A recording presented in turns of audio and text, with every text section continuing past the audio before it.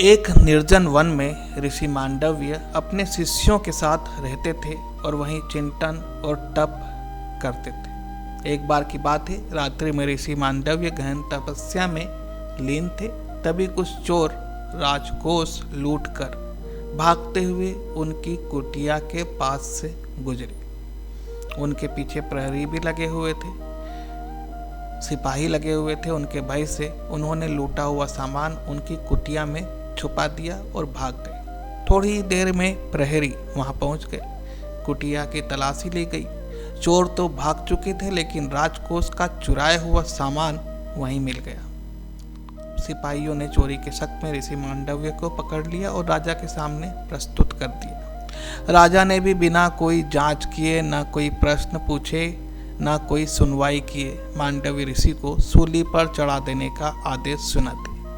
पूरी रात उनके मन में एक ही प्रश्न था, आखिर मैंने ऐसा कौन सा पाप किया है जिसका यह दंड मुझे मिल रहा है। क्योंकि वे ज्ञानी थे, उन्हें अपने पिछले जन्म दिखते थे। उन्होंने अपने पिछले 100 जन्म देख लिए, लेकिन किसी भी जन्म में उन्होंने कोई पाप नहीं किया था।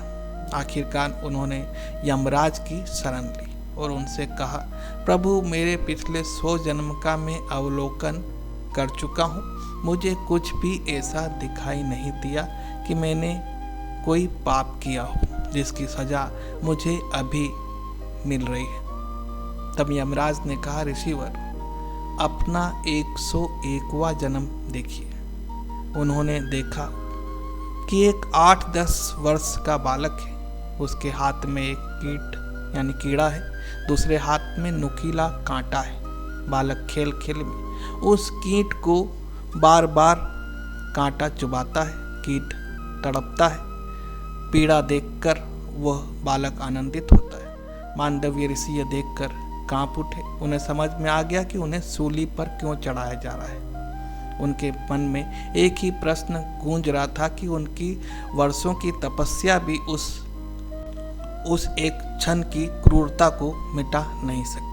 जैसे ही गांव वालों को पता चला कि ऋषि मांडव्य को राजकोष की चोरी के शक में फांसी की सजा दी गई है, उन्होंने राजा को सारी सच्चाई बताई कि वे साक्षात अवतार हैं, उन्हें धन की आवश्यकता नहीं। तब राजा ने भी स्वयं जांच करवाई तो उसमें उनकी बेगुनाही साबित हो गई, जिससे राजा ने स्वयं ऋषि से क्षमा मांगी और उन्हें सम्मान पूर्वक मुक्त कर दिया। लेकिन तब तक ऋषि के अंदर बहुत कुछ बदल चुका था। उन्होंने अपनी आंखें मूंद ली, भीतर से उस कीड़े से माफ़ी मांगी और पुनः अपनी तपस्या में लीन हो गए। लेकिन एक बात उन्हें कचोटती रही कि 101वां जन्म का पाप, वो भी इतना गहरा आघात लगाने वाला, यमराज के अनुचित दंड से क्रोधित होकर ऋषि मांडव्य ने धर्मराज को श्राप दिया, तुमने न्याय के विरुद्ध निर्णय दिया है, इसलिए तुम्हें मनुष्य योनि में जन्म लेना पड़ेगा। ऋषि के श्राप के फलस्वरूप वे महाभारत में विदुर के रूप में जन्म लेते हैं। विदुर अपनी नीति, धर्म, ज्ञान और निष्पक्षता के लिए प्रसिद्ध हो। इस कहानी से यह शिक्षा मिलती है कि पूरी सृष्टि अपना परिवार है और इस सृष्टि के जीव जंतु परिवार के सदस्य हैं। किसी को भी पीड़ा नहीं पहुंचाना चाहिए। बिना जांच पड़ताल के किसी को दोषी नहीं ठहराना चाहिए।